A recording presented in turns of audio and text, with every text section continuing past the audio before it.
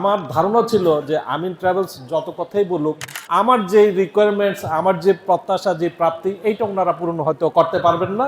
কিন্তু আল্লাহর রহমতে আমার কষ্টটা হয়েছিল শুধু এয়ারপোর্ট পর্যন্ত যাওয়া। ওনারা যেভাবে গাইড করছেন, আপনি যদি ধর্ম কর্ম সম্পর্কে অতটুকু সচেতন নাও থাকেন, আসলে ওই সিস্টেমই আপনার ইনশাল্লাহ হস্ট হয়ে যাবে। ধন্যবাদ আপনাদেরকে। আমার এক বন্ধু যিনি অন্য একটা এজেন্সির মাধ্যমে হজে গিয়েছেন, তাকে আমি ফোন করলাম, কি অবস্থা। মোটামুটি তার কাছ থেকে যে কান্না জড়িত কণ্ঠে সে বলল যে মুজদালিফা থেকে আমাদেরকে হেঁটে আসতে হয়েছে মিনা পর্যন্ত, এবং তার সাথে তার বয়স্ক শাশুড়ি ছিলেন। তো তার অভিজ্ঞতা শোনার পরে আমার কাছে মনে হয়েছে যে মানুষ কত কষ্ট করে। তো আমি যেটা করেছি হজ থেকে আসার পরে, মোটামুটি যাদের সাথে কথা হয়েছে তাদের প্রত্যেককেই বলেছি যে ভাই, যদি তুমি হজে যাওয়ার নিয়ত করো তাহলে তুমি চেষ্টা করো আমিন এজেন্সির মাধ্যমে যাওয়ার জন্য। প্রথমে যখন আমি ওখানে যাইয়া ওমরা করতে যাই, তখন আমার ওয়াইফ, ওনার হার্টে 3টা রিং বসানো ছিল।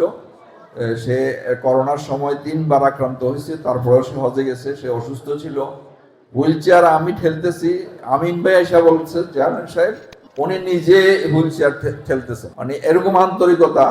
ওনাদের হজে গেলে আপনারা যারা 24 সালে যাবেন বা আরো সামনে যাবেন, তারা বুঝতে পারবেন ওনারা কি ধরনের আন্তরিক। আর হজ যদি মনে করেন ফরজ ওয়াজিব এগুলো যদি কোনো একটা ছুটে যায়, তাহলে এই লক্ষ লক্ষ টাকা দিয়ে খরচ করে এত আরাম আয়েস কইরা বা এমন একটা লাভ হইলো কি, যে আমার হজই না হইলো। তো কাজে এখানে আমরা আলেমের যে সোহবতটা আছে, এই আলেমের সোহবতের কারণে আমি প্রধান গুরুত্ব দেব আলেমের সোহবত। যে একজন হাজী সাহেব যদি সঠিক এবং সুন্দরভাবে তার পথ এবং পাথরটা খুঁজে পায়, তাহলে এইটার সবটা আমিও পেয়ে যাব। এই সবের উদ্দেশ্যে এবং আল্লাহ পাককে পাওয়ার উদ্দেশ্যে, এটার জন্যই আমার আজকের এখানে আসা। নাহলে আমি অসুস্থ মানুষ, কিন্তু তারপর আমি আজকে আসছি।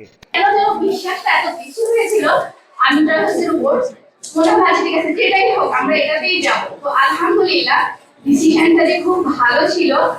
ওখানে আমিন ট্রাভেলসের প্রত্যেকটা স্টেপে, প্রত্যেকটা সিচুয়েশনে ওনারা এত সুন্দরভাবে ম্যানেজ করেছে, আমি বিলিভ।